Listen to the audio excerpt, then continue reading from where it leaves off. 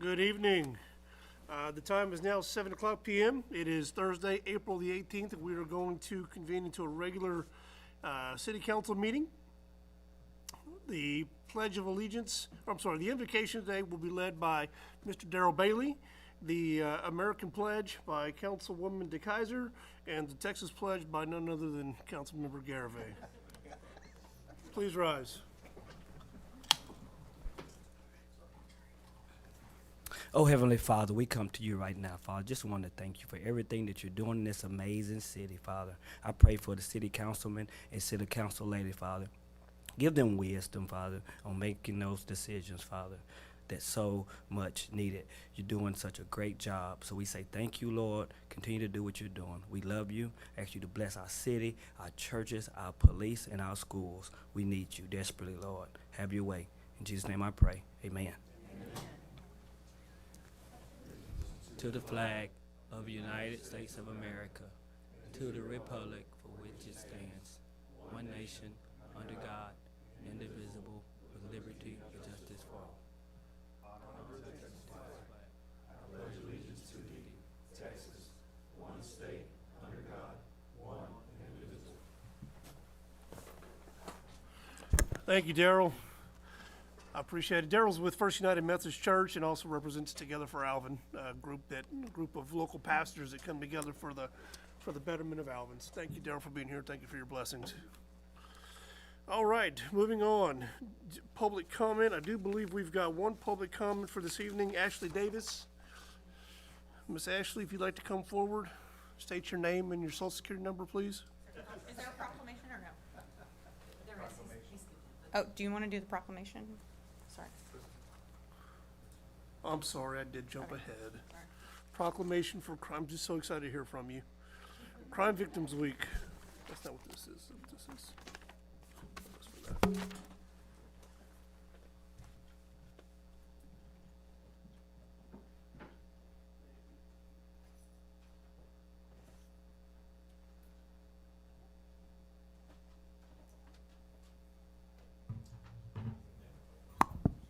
Hello.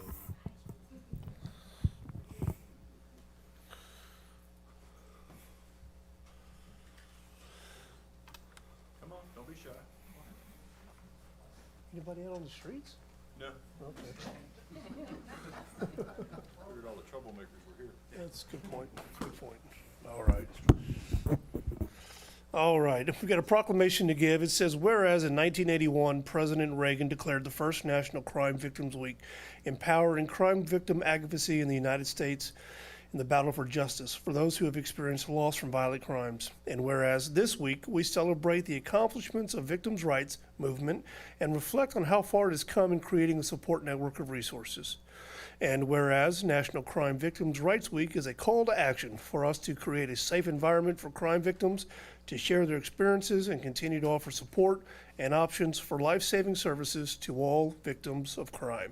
Now, therefore, I, Gabe Adami, as the mayor of the city of Alvin, and on behalf of the city council, do hereby proclaim the week of April 21st through the 27th, 2024 as Crime Victims' Right Week, and encourage residents to continue to provide hope and support to all crime victims and the dedicated advocates who serve our community.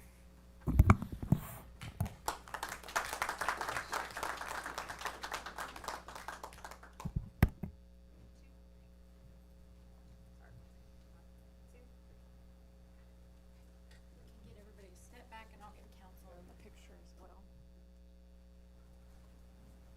Okay, ready? 1, 2, 3.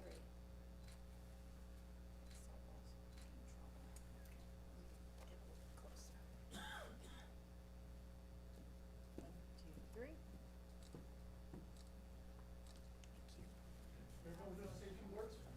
Oh, yes, I would just love to invite everybody to our Crime Victims event, which is the luncheon. It's the 22nd year, and we usually have a victim speak, and we release butterflies in the memory of loved ones, and it's this Tuesday coming up on April the 23rd. It starts at 11 a.m., and we would appreciate you come support Crime Victims' Rights Week. Thank you. At the Alvin Senior Center. I'll leave the flyer right out there, so if y'all want to peek at it, you can. Thank you. Thank you for all you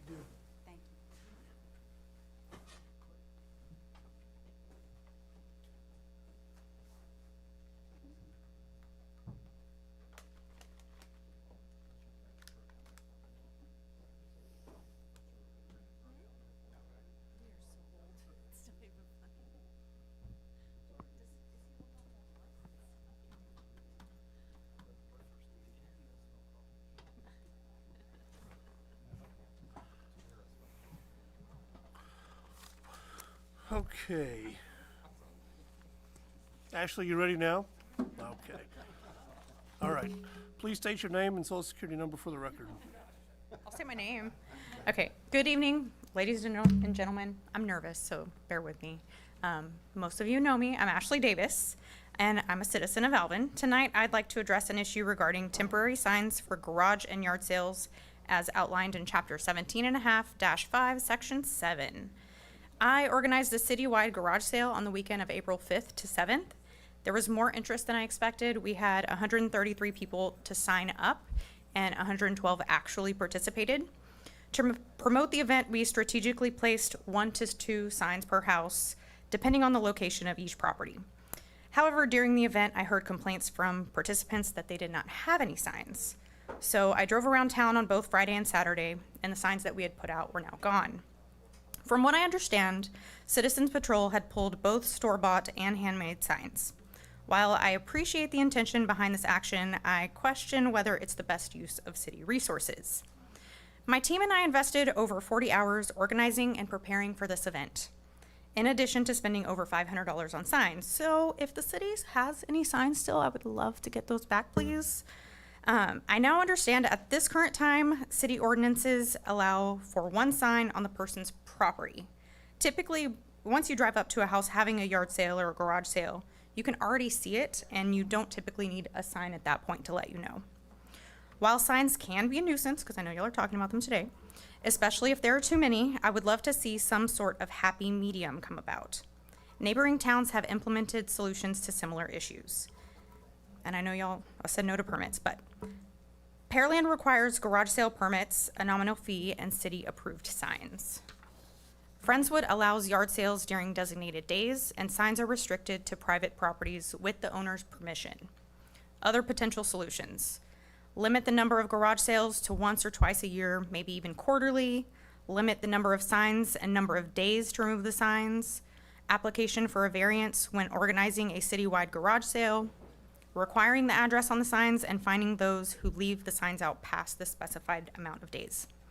The city of Alvin is growing quickly, and I believe we should be coming up with some sort of solution for this. In addition, this event not only helped hardworking Alvin citizens make some extra money, but we also brought in visitors from surrounding areas. Most likely, many of these people went to local restaurants and shops after a day of checking out the garage sales. It was an unexpected opportunity for people to discover the city of Alvin. Thank you so much for your time.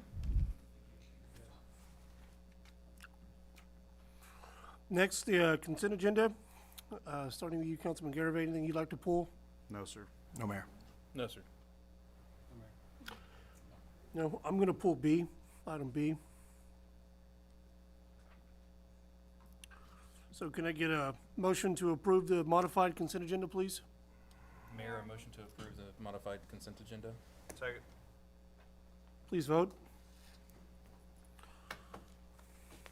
Motion passes unanimously. What are those items, Dixie? I'm sorry. You threw me off, Mayor. Consent agenda as approved are the city council minutes from April 4th. Item C, addendum number 2 for a 1-year renewal agreement with Stronghold Vegetation Management for Bypass 35 mowing services for an amount not to exceed $97,680, and authorize the city manager to sign the addendum upon legal review. Item D, acknowledge receipt of the FY24 quarter investment report ending March 31st, 2024. Mayor? Thank you, Dixie. So we're moving item B to the first item on the action item agenda. And this one says to consider ordinance 24L of the City Council of the City of Alvin, Texas, amending Chapter 15, amendments and miscellaneous provisions of the City of Alvin Code of Ordinances by adding Article 11, electioneering at polling locations, Section 15-123, purpose, Section 15-124, definitions, Section 15 and 125, electioneering on city-owned facilities and grounds, providing for regulations of electioneering conducted on city property used as election polling locations, amending Chapter 17.5, signs of the City of Alvin Code of Ordinances, Article 4, construction, placement of maintenance, Section 17.5-41, temporary political signs on private property, providing for severability, providing for a penalty of a fine not to exceed the sum of $500, for each offense and providing for an effective date and providing for publication. So the reason I had asked this to be pulled actually was nothing that was discussed, and I apologize I was unable to attend the meeting where you all discussed this, but I just had my comment was on the library parking lot options A. If you go to that particular map, I don't know if we don't have that, do we, Dixie? So for those of us on council, we're looking at, if you look at the library, there was 1 through 7 is available there in that little quadrant in the center of the parking lot. And then you've got 8 through 13 on the far west side of the parking lot. When I was approached by one of the election head judge over there, the problem was that right there in the center quadrant where the tents were being placed and they were being stored throughout the entire election process, but it really prohibited some much needed parking, especially for the senior citizens. And so what I was hoping that we would settle on or propose is that over there on the far right side where it says 2 PS, 2 parking spaces, and then the 13, 12, 11, 10, 9, and 8, just make that candidate row, and then everybody put their tents over there, and then they can, obviously, if they've got street visibility, they can have some people out there, but that would open up all the parking for some of the senior citizens and even library attendees. First and foremost, we've got a responsibility to our citizens to allow them parking into our library, and we had a lot of people that couldn't vote or wouldn't vote because they didn't want to park across the street. They couldn't park anywhere else. So I wanted to bring that up to y'all and see if anybody else was in agreement of what I just said. Mayor, I forgot to put this in the screen, I'm sorry. Is that what you were wanting with Yes. the parking, all? All the candidates all the candidates? yeah, all the candidates where the yellow is, and then everything else is general parking. Even the yellow ones. That's all canopies. That's all canopies. That would be And it called a opens this candidate up row, for- where everybody goes. They're out of the way. You don't have to walk through them to get to the polls. If you want to go walk up to them, you can. Yeah, Yeah, can we take all of the parking spots on that side? Yeah, we and can. do- take the 3 down there. Yeah, the I mean, because three. those are, Yeah. honestly, those are hard to get in and out Yeah, of and it would everything be anyways. very difficult. So we can fix that if everyone's amenable to that. We can do I that. like that better. I agree. Sure. I like that just as long as, there's no obstruction of the sidewalk or anything, of the safe right. walking area. Yeah, Take it out of the center mass there. yeah. I like it. Okay, So there really wasn't any change to the ordinance. I'll just change the exhibit and then. please. You're- And so we can you're go good. ahead and vote on it as is and just change out the exhibit. Yep. Perfect. Entertain a motion, please, if there's no other discussion or questions. Mayor moves to approve ordinance 24L of the City Council of the City of Alvin, Texas, amending Chapter 15 offenses and miscellaneous provisions of the City of Alvin Code of Ordinances by adding Article 11, electioneering at polling locations, Sections 15-123, purpose, Section 15-124, definitions, Section 15-125, electioneering on city-owned facilities / grounds, providing for regulations of electioneering conducted on city property used as election polling locations, amending Chapter 17.5 signs of the City of Alvin Code of Ordinances, Article 4, construction, placement, and maintenance, Section 17.5-41, temporary political signs on private property, providing for severability, providing for a penalty of fine not to exceed the sum of $500 for each offense, providing for an effective date, and providing for publication. Second. Please vote. Motion passes unanimously. Thank you, and I appreciate y'all letting me pull that.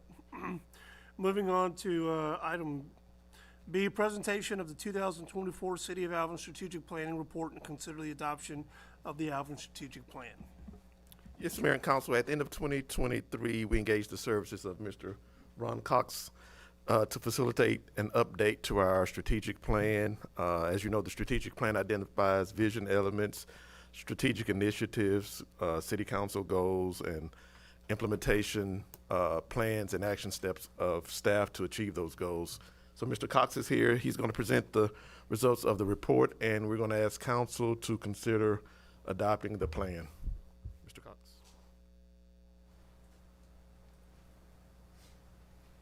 Thank you, Unruh. Thank you, Mayor and Council, appreciate the opportunity to come back and make a final report here today on the work that you did. I always, I'll be as brief as I can, maybe not as brief as the consent agenda, but I'll try to work through it.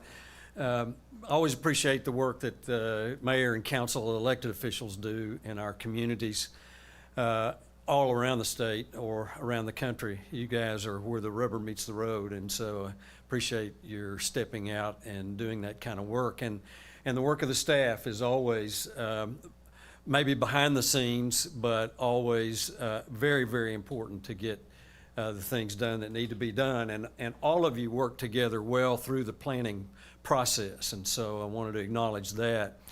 We started this process back in January, and we had our sessions in February, and then I had a staff follow-up session at the end of February with the city staff. And they did some great work, which we'll talk about here in just a minute, and then this fulfills our obligations here for our final report today. On the retreat agenda, we divided that into two sections. We talked in the morning about governance, that is about how you all as a council work together and what considerations you need to have in that regard. And then in the afternoon, the staff came in and we had a planning session, and we used a technique called a SWOT analysis to be able to identify strengths, weaknesses, opportunities, and threats, and turn those opportunities and then into strategies on how do we overcome those weaknesses. And we'll give you a brief overview of those. Today, I just want to go through the governance model very briefly and look at the broad strategies that were developed.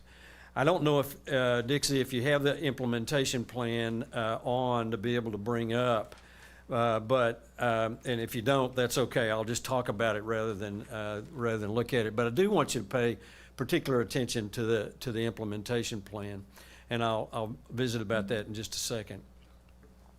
So with that, we talked about effective leadership, meaningful communication, understanding roles and fulfilling expectations, and then proactive visioning and planning. And we talked about why you ran and what attributes you bring. And I'm not going to go through each and one of these. You'll be glad to know I'm not going to read all the bullets. But we talked about those things. In other words, we all come from separate places, separate circles of influence, but now we're brought together to sit behind the dais and to work together for the common good of the folks in Alvin. And so it's better, always better, I think, to understand why you ran for office and what attributes you bring and what strengths you bring to fulfilling the duties and obligations of the office. So we talked about those things. We talked about effective leadership. How will you lead? And we've done this in times past, and we renewed that effort again when we met in February. And these were the adjectives that you developed in terms of how you will lead: accountability, accessibility, adaptability, those kinds of things. And so I commend you for that work. We had a fairly long list. We also talked about how you will communicate with each other, particularly at the council level. We all know that we have the restrictions of the Open Meetings Act, but it's how you communicate during the meetings and during the work sessions that makes the deliberations meaningful. And so it's important that you have meaningful communication and then meaningful decisions based on that. So you said that you would be respectful to one another and talk openly and clearly and explicitly, asking and seeking clarification. We also talked about expectations, not only of each other, each other as council members, what are your expectations of each other, but what are your expectations of staff, and then what do you think the staff's expectations of you would be? And these are the items that you talked about in terms of what the expectations you have of each other, to come prepared, to work honestly, as we talked about in the last list as well. And to be able to say why you are voting the way you're voting, or why your opinion is what it is. What are your expectations of staff then? It's always good, in my opinion, for staff to know your expectations in advance of their work on your behalf. And if you can outline those, they can work to meet your expectations without any difficulty and with clarity about what it is you expect of them. And so we talked about that and listed these things as being your expectations of staff. We then kind of turned the tables and said, okay, what do you think the expectations of staff would be of you? And you all came up with this list, which is great, and that is to be trusting of them to provide the tools that they need, whether it's equipment or training, and to be supportive as you work together through these processes and practices. So we talked about this flow chart just a little bit, that the city manager is the fulcrum between the council and the staff. And the staff and the council has roles each that they must fulfill. And it's up to the city manager to make certain that everybody is working within the boundaries and to be able to balance the needs of both as you work through those processes. The role of the mayor and council of vision, mission, policies, plans, priorities, and the role of staff basically is to put all that together and make it work. And there are always pushing, and there's always tugging and pushing and pulling perhaps for where the priorities are, but once they're set, then it's the staff's responsibility to put that together and relying always on the city manager for the directional flow of how things move. So we move from leadership, communication, and expectations into visionary planning, and we talked about what is your vision? What are your vision elements? What's your vision for Alvin? And you listed these things as being your vision for Alvin. Good mobility, good connectivity, good infrastructure, moving forward attitude, high quality housing, well planned, safe community, financially sound. Those are all high level, very descriptive elements of what this city should be when it grows up. A vision is what do you want Alvin to look like when it grows up. A mission is how do you want to get there and what techniques will you use. And so in 21, when we looked at this before, the list was similar, but in 24, the list was much more specific, and I thought very helpful in terms of defining what that vision is. And as you begin to talk about that vision and the core values that you had, one or more of you said, let's use the word Alvin to define our core values. Alvin, accessible, livable, visionary, with integrity, and neighborly. Somehow neighborly didn't look like it's spelled right. Is it spelled right? Yeah. It looks like it ought to have an E behind the L, but maybe not. I don't know. It didn't show up in spell check, but oh well. Accessible, livable, visionary, integrity, and neighborly. One of the things we pointed out, we talked about later with staff, was the fact that you didn't have a vision statement, a succinct statement that described the elements and or the values of the community. And so the staff worked on a vision statement for your consideration. Alvin is a city where accessibility, livability, vision, integrity, and neighborliness converge to create a tapestry of opportunity and belonging for all who will call Alvin home. I thought that was a great way to weave your elements, to weave the core values into a vision statement. And so I've already told Dixie I appreciate all the work she did drafting it, and she quickly said that the staff took a draft and worked on it to create that for you. And then further, you all, the staff defined what that vision statement means in terms of what does accessibility mean. Committed to enhancing and maintaining street infrastructure and mobility while expanding safe and convenient travel through the city. And I'm not gonna read all of those, but a guiding principle or a definition of what do you mean by what you say, I think is a very valuable tool.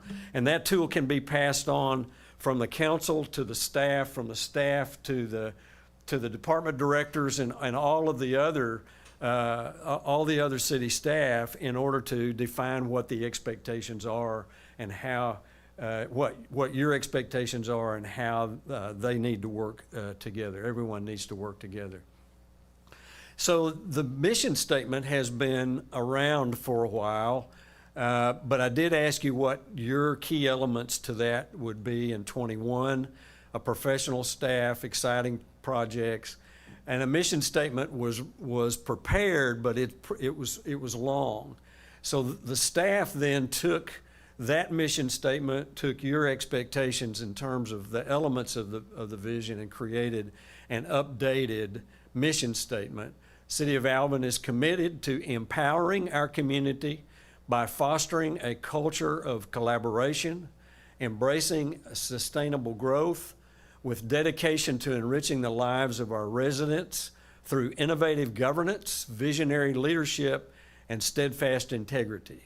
And then serving with pride was the motto that was already in the mission statement before. So I thought they also did a great job of revising that. I'm not sure that it is shorter, but it's also much more descriptive, I think, of how to go about doing the daily work within the city of Alvin. Leadership, communication, expectations, vision, and planning. And then so it was based on this vision discussion that you had, the vision elements and the mission elements, that you then began to work through the strategies and develop the strategies. As you remember, we used the SWOT analysis as we talked about, and we began to then define what those weaknesses were or are in our community. All of them that were identified will meet one or more of these key strategic focus areas. We had these in 21, and we combined two of those together: infrastructure, mobility, and transportation. And then utilized community appeal and image, governance, economic development, and organizational excellence as the 5 key strategic focus areas. And all of those weaknesses that you identified and now the strategies that have been developed as a result of those still work well within those 5 key focus areas. Each of those focus areas has a guiding principle associated with that, so that as it cascades down, everybody knows what those expectations are. And then you have a series of strategies. And I'm certainly not going to read all these. It's pretty busy slides. But in this, you'll see 3 different strategies with regard to improving all aspects of the city structure. Continue preparation of the facilities master plan, continue implementation of all master plans, and then improve permitting, processing, and development services. All of that dealing with infrastructure, mobility, and transportation. And then there are some others.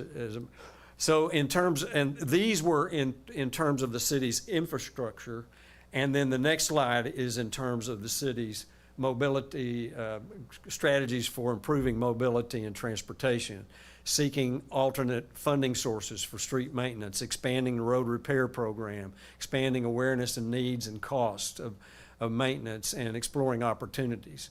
Those sub-bullets were also identified as weaknesses, so they get moved in as perhaps goals, objectives within those strategies that we work out. Same applies to community appeal. And the same applies to economic development and governance and organizational excellence. So you have a full menu. There were a few, I think, goals and objectives or strategies that were brought forward from 21. Those have been incorporated into this revised document for 24 and following. And that works us through the process that took place.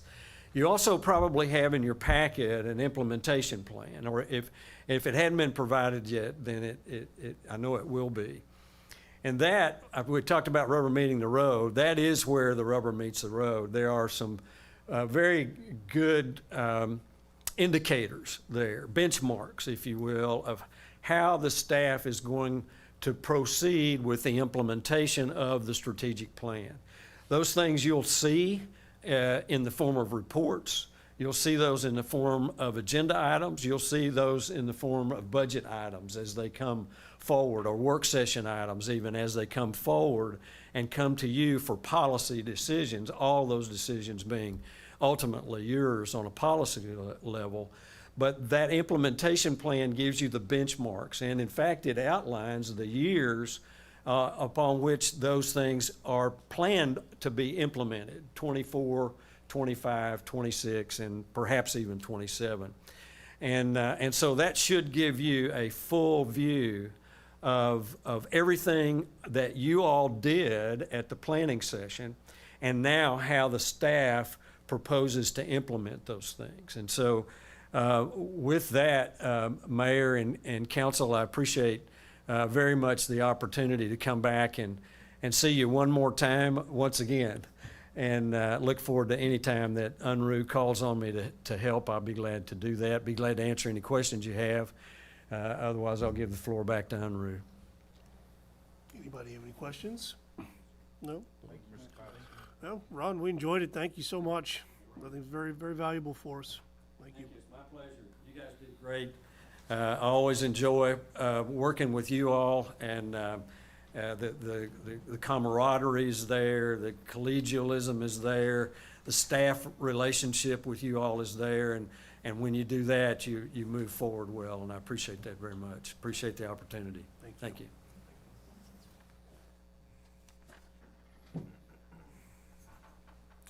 So I'll entertain a motion to accept the plan.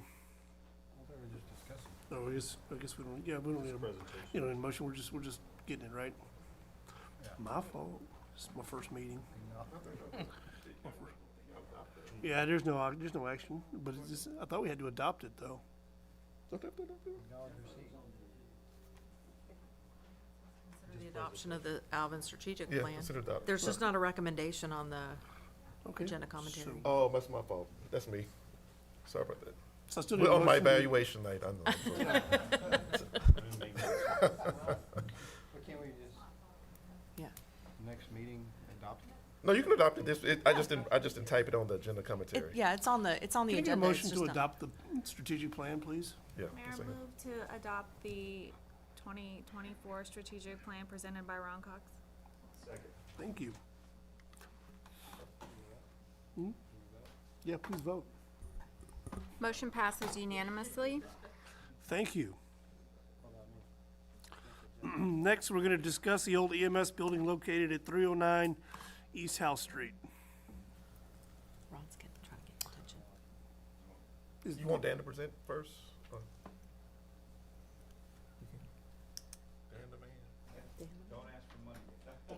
No, sir. No, sir. I'll take some good direction, though. Oh, great. All right. Thank you. All right. Thank you, Mayor, Council. All right. Just a brief overview of the facility condition assessment that was done March 22nd. Had a firm come in and assess that building. So I'll just step through it very briefly. Just a little history. The original building was constructed in 1981. It was 1,800 square foot building, and in 1999, that building was expanded to 6,000 total square feet and included a total interior renovation. Okay, that's the first slide. I already read that. All right. So just a couple of terms. So you'll see the facility condition index. So that's calculated based on the required cost of total needs or deferred maintenance. I refer to it as deferred maintenance divided into the current replacement value. And in this case, the facility condition index of this building is 34%.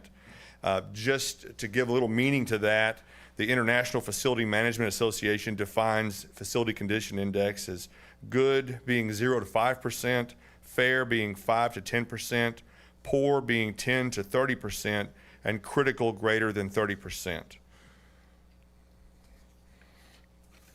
And on my last slide, you'll see the breakdown of the needs of the building. It's broken down into roofing, plumbing, interior, HVAC, and electrical.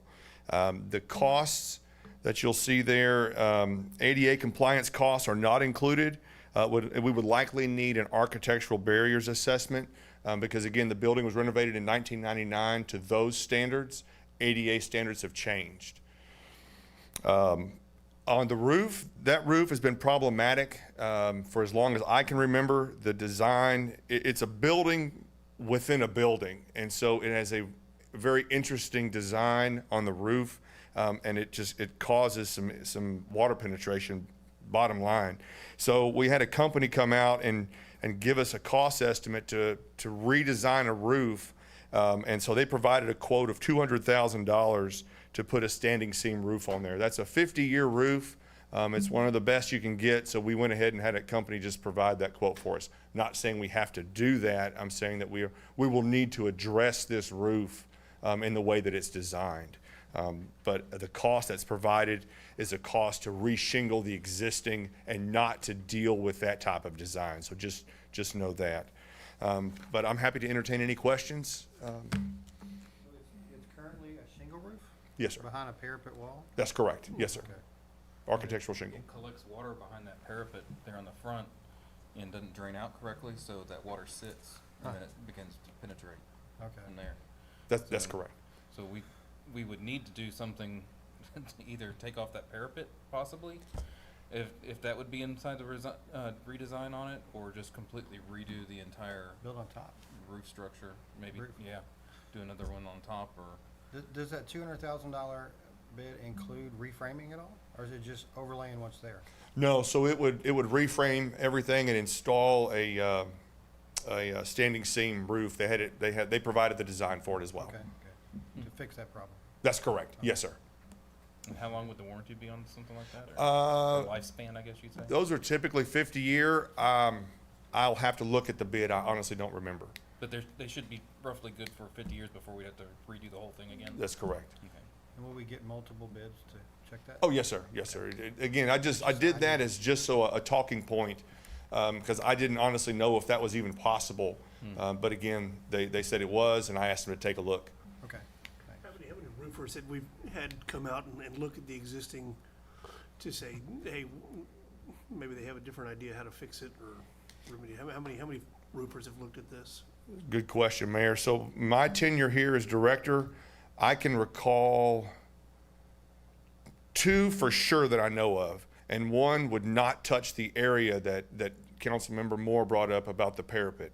They would not touch that area, so they reshingled everything but that. So we hired another roofer to come in, and they said they would do it, but they wouldn't give any level of warranty. So we had them do it, and it didn't really work out very well. What was the purpose of that? To re-roof? The roofer, and his explanation, if I recall, was that's too complicated. I'm not going to warranty that. I'll only warranty what I have confidence that's going to work. And so he left that as is, and that was an insurance claim, if I'm not mistaken. Was it being occupied at that time? Is that why? We had yes, sir. EMS was occupying it. Yes, sir. Fix it. Yeah. Okay. You showed $491,000 as a rough estimate, Yes, sir. and then $200,000 for this roof, and then that still does not even begin to touch the ADA improvements, correct? That's correct. That's a lot of money. Yes, sir. When we get into when you get into 50% of the value, and I know we have council members that are realtors, that's when you really start thinking, is it worth it? Do you tear it down and rebuild when you kind of step into that price range? Do we have the replacement cost in that building assessment? It's 1.2 million, I believe. Okay. Including demolition and site and everything? That's a full replacement? That is, Replacement cost? Oh, whoops, okay. 1.4, That yeah. was just building volume. a 1.4 million. Sorry, I should have looked at it first. sorry. Yeah, that's, yeah. yeah, current replacement value. 1.5.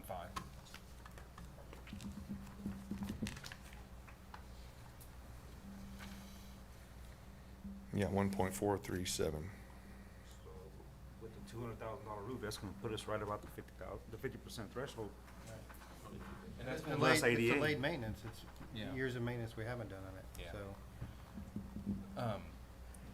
What are options other than repair the building? Do we have other options that we've looked at? So I'll speak to the park's recommended capital improvements, or the capital improvement recommendations, is to demolish that building and absorb that property into the park and then amenitize that. Possible trailhead and some other amenities, splash pad, things like that. Would there be enough parking for that? Would there be enough parking for a splash pad and serve the park and everything? There would. There's not necessarily a recommended size for parking, just whatever's available. And then, again, we have the trail that connects to it, so it might be an interesting way of parking and using the trail to get there. And You know how much it would cost to demo it and do that? I do not, I'm sorry.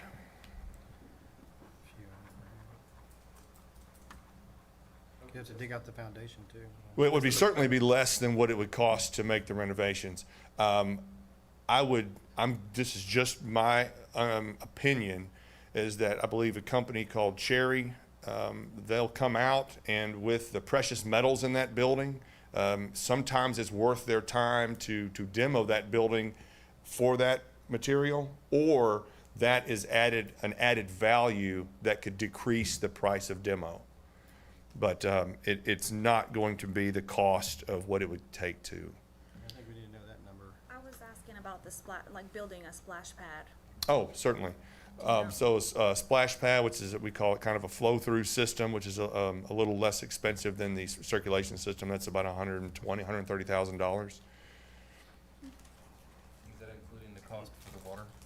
Like the water cost, or is that just to build it? No, that's just to construct it, and then there'll be water costs with it, and those are, that's separate.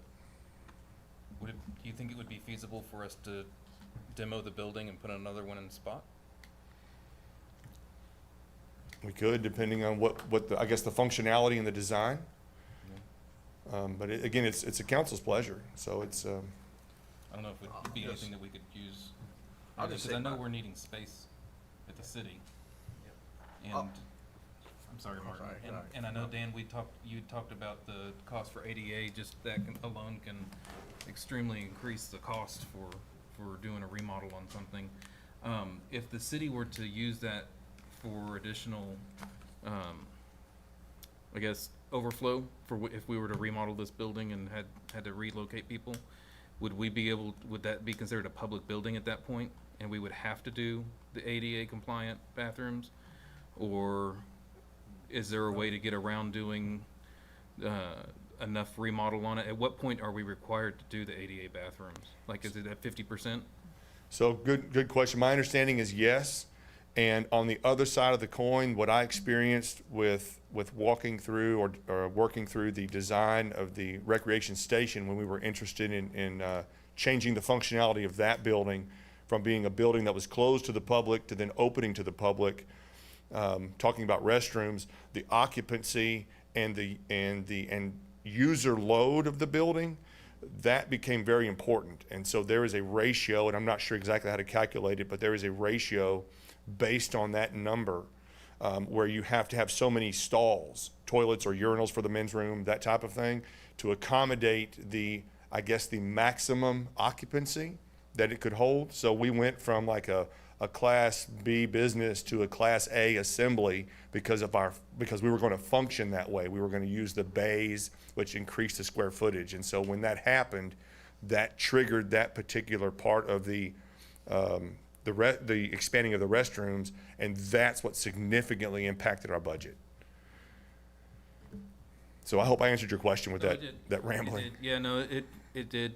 The biggest thing I was thinking about was if we were to put off at, say, non-public use city employees over there that did the public and just walk in and see, can we use that building without having to necessarily upgrade everything in it? Like if we did a quick remodel on it and took care of the roof leak and everything, would that be worth our time and effort while we're doing other big projects, and then at a later date come back in and decide if we're demoing, if we're gonna keep it and do something else with it, whatever we wanted to do? So I'll answer that in two ways. I'm not an expert in that, so I'll have to defer maybe to engineering or our building official.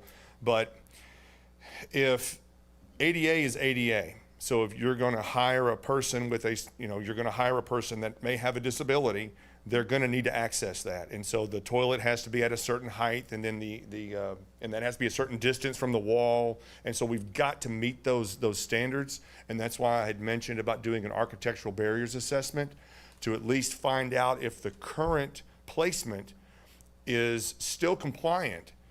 And if it is, then maybe we shift our focus to the use of the building and see if we stay within that classification that doesn't allow us or wouldn't trigger additional stalls or fixtures.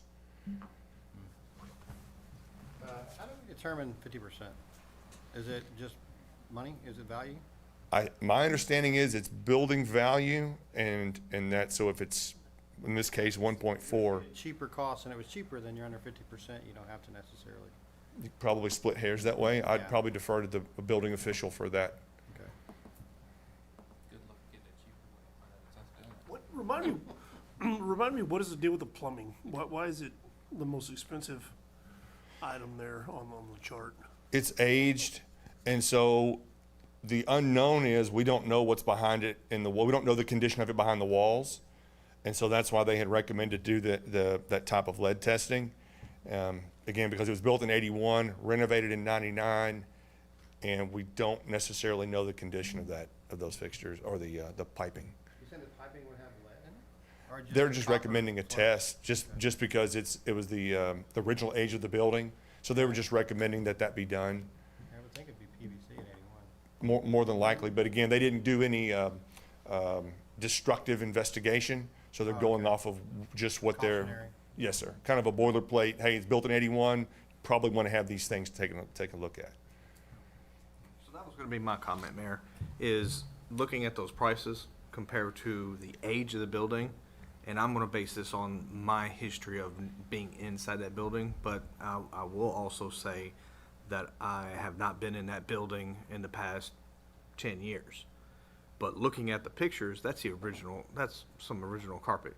You had EMS in there that was 24 hours a day, 7 days a week. They're running over that carpet, doing reports, doing the normal operations. Yes, you're gonna have that kind of condition, but some of the indicators that I see within this report, they are being very cautious and doing the worst case scenario and, making sure that they put the stuff in the report. But I don't agree with saying that the exit signs, emergency lighting are at the end of its life, and then looking at that huge figure right there of $42,000 for that. That's a small building.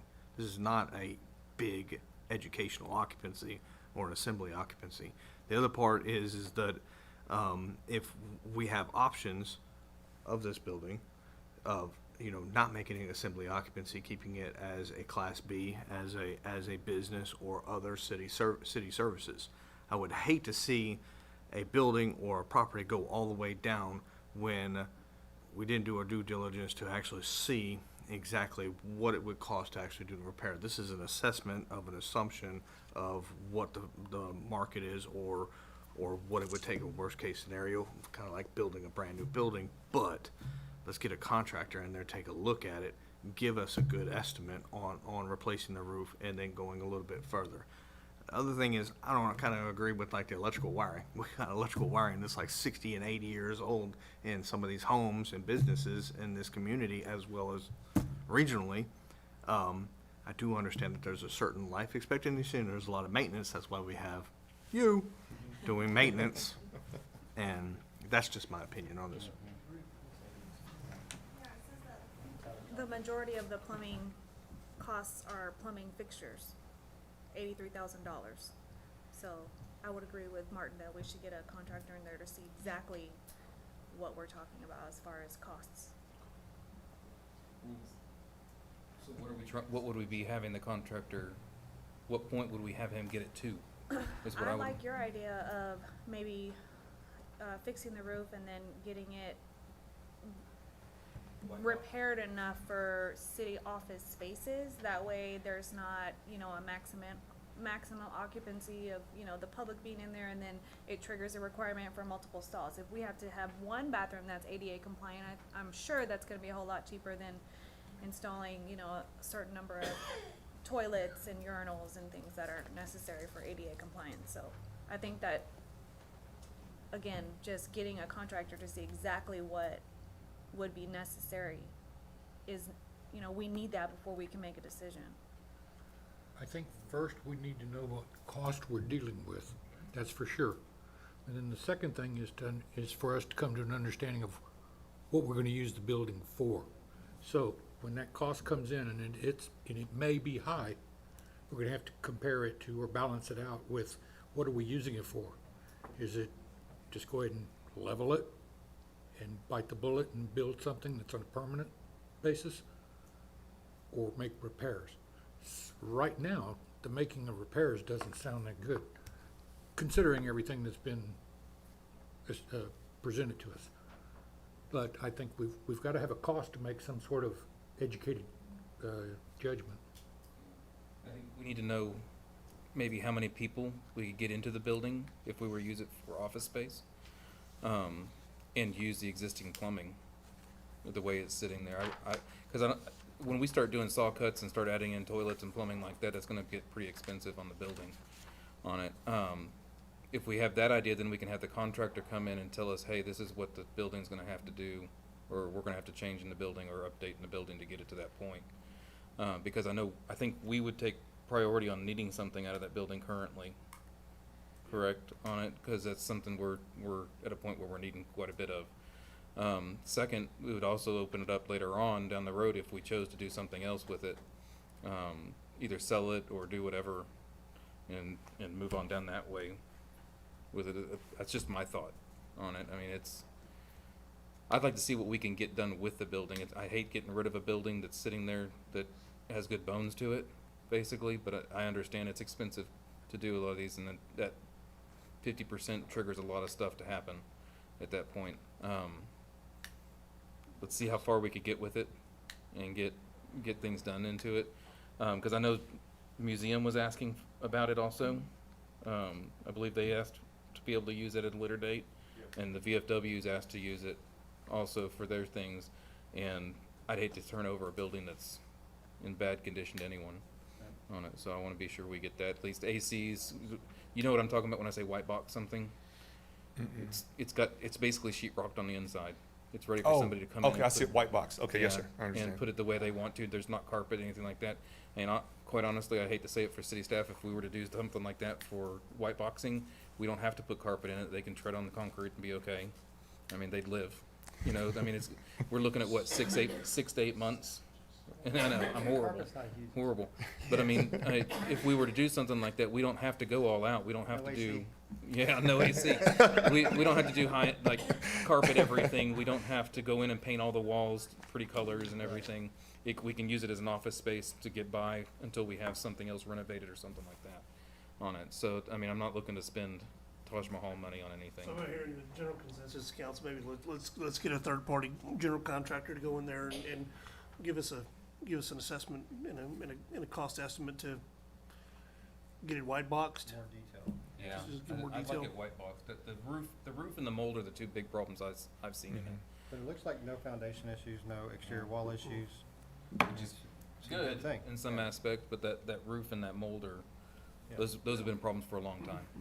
So is that, But the other part is what Councilman Starkey brought up is that if the city manager can come up with like a 5-year, what would the building be used for? Because that's what a contractor's gonna need to know, is where to put a wall, where to take down a wall, or where to leave the walls.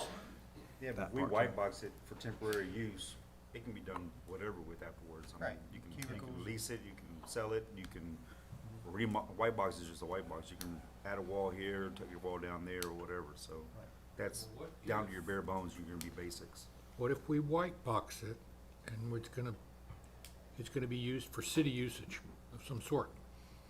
We should have gone ahead and had it finished out, instead of coming back with another cost factor to do the walls, interior, and all this carpet and everything else. If we're gonna, big if, Do something temporary, just for, like say, we just redo this building. Send staff over there, we white boxed it, once they move into the new building, then we can I don't finish. mean temporary. I mean, if we're gonna get a contractor to go in there and we meet and we say and approve his cost, they should, when they walk out, they should be ready to go. Well, can we get a contractor to tell us what it would be to white box and what it would be to build it out? I mean, how Yeah, much I mean, extra is That's it? pretty easy for them to Right, do the so extra we can stuff on it. get, you know, different options from a contractor or multiple contractors, just to have the most options to decide from. But I personally like the idea of setting it up for office space because it allows for more uses down the road, translate either for city, or we could sell it as office space. I mean, just anything to get it out of what it's currently being used for, because we're not gonna really be able to do anything as it currently is an EMS station with the bays and stuff, so. But yeah, I think having different options from a contractor. If I may just share my opinion, okay. I think that it would be, in my opinion, a nice approach, like we did with the recreation station, hire an architect, because they can come up with some almost very precise numbers. I'll say precise. They'll be able to provide numbers because they'll be able to provide numbers on the construction. They'll also be able to come up with a concept, a workable concept of a re-roof design. So we may be able to, what I'm getting at is they'll have the tools in the toolbox that we're gonna need to manipulate on paper real world scenarios.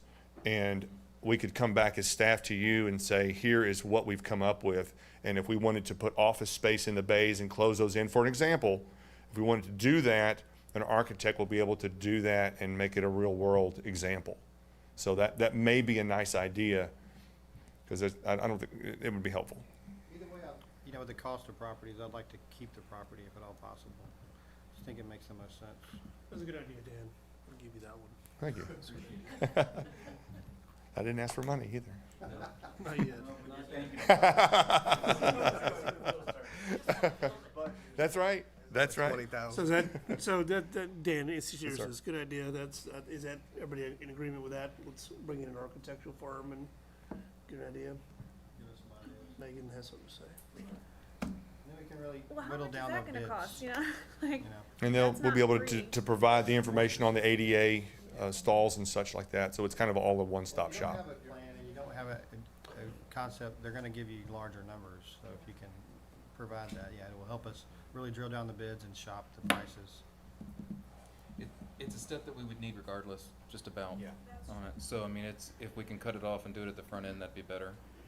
And if we're keeping the building, it's gonna be a cost we would have to spend regardless also, so I like that. the part about the architect that I like is having them also do the roof redesign plan, because we're gonna have to, like you said, get that done anyway, so it's kind of killing a couple birds with one stone, so that's fine.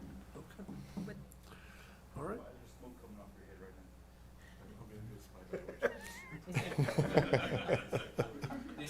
Sir.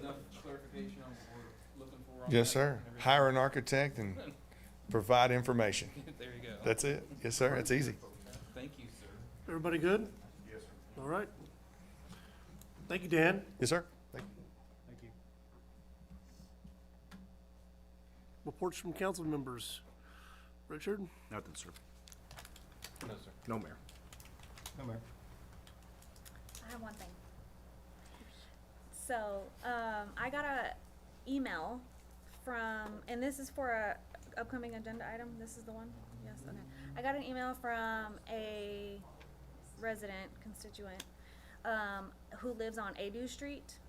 And she is concerned about the, speeding in front of her house. And, said that there had previously been a stop sign at Hill Street that, in her opinion, prevented people from speeding in that area. And she asked, why was it removed and all these things. Obviously, I wasn't here around that time, so I didn't have an exact answer to give back to her. But I did reach out to our city manager, and we had the Alvin Police Department put the mobile radar there just as a temporary deterrent and just to kind of, see exactly what we're dealing with, I guess. And so I would like to explore the option of possibly replacing the stop sign at Adu and Hill, or if that is not feasible, exploring other options to see how we can reduce some of the speeding in the area. I've personally seen, people driving too fast on that road, and it is a safety issue. So if not the replacement of the stop sign, maybe a speed bump, I don't know, or something else. I just would like to discuss it with council to see what we can do to remedy that situation. Well, first, I'd like to know why it was removed. I don't want us to just rush in and put one there and take it back out a week later. I vaguely remember, I was on council when it was pulled. Now, I don't know why, it seems like Councilman Arundel had brought that forth, and I think it had something to do with just, it was a stop sign in the middle of nowhere. Yeah, I think it was a stop sign in the middle of nowhere. And then for the first, 12 months when the stop sign was pulled, you still had people stopping there. We still stop there. And people were, I do. Also, Rock Church was there. And at that time, they were having services. Yeah. When they stopped having services, that kind of led to him asking for removal. So, you want to add that She's to wanna add the this. council? Yeah. So we can have a discussion about it at a future council meeting. It doesn't have to be the next one. It can be at a future one that's, that works for staff, so. Need a second? Or is that good? No, yeah, Yeah, that's good. Good. Okay. All right. How you wish. Items from the city manager. Yes. Yes, Mayor and Council. Coffee with the Cops is Wednesday, April 24th, and it will be hosted by 1820 Coffee House. We have the Alvin Frontier Day on April 27th at National Oak Park. Also, early voting for the charter election begins Monday, April 22nd through Friday, April 26th. And then it goes to Monday and Tuesday, April 29th and April 30th. Election day is May 4th from 7 a.m. to 7 p.m. Lastly, the Great Alvin Cleanup is May 4th from 8 a.m. to 1 p.m. at the Alvin Community College Park Lot N. That's all I have, Mayor. Thank you. All right. Items of community interest. Here are announcements concerning items of community interest from the mayor and council members and staff. Nothing? No, nothing? All right, well, with that, then we are going to adjourn into executive session under section 551.074 of the local government code for the deliberation on the appointment, employment, evaluation, reassignment, duties, discipline, or dismissal of a public officer or employee. So we are going to discuss the city manager's contract. So at 8:04, we are adjourned to executive session.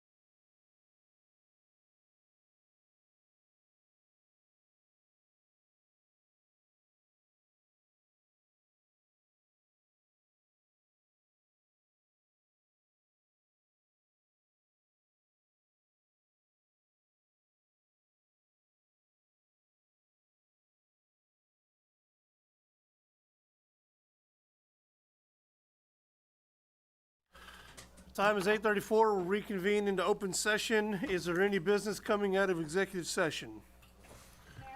Move to approve the employment contract renewing, or move to approve the contract renewing the city manager's employment for the next, term as outlined in the contract. Second. Please vote. Oh, what? It's not letting you. Oh, so we don't have to vote on it right now? We'll do the old fashioned way. It's signed. It's here, it's here, it's just, go ahead and Keep vote. voting. We did vote. We did. I did. Did I vote? Try again. Garvey, Starkey, Okay. DeKaiser, Moore. All in favor, raise your right hand and say aye. Motion passes unanimously. All those in, Got it. It passes unanimous. Congratulations, you're stuck with us another 3 years.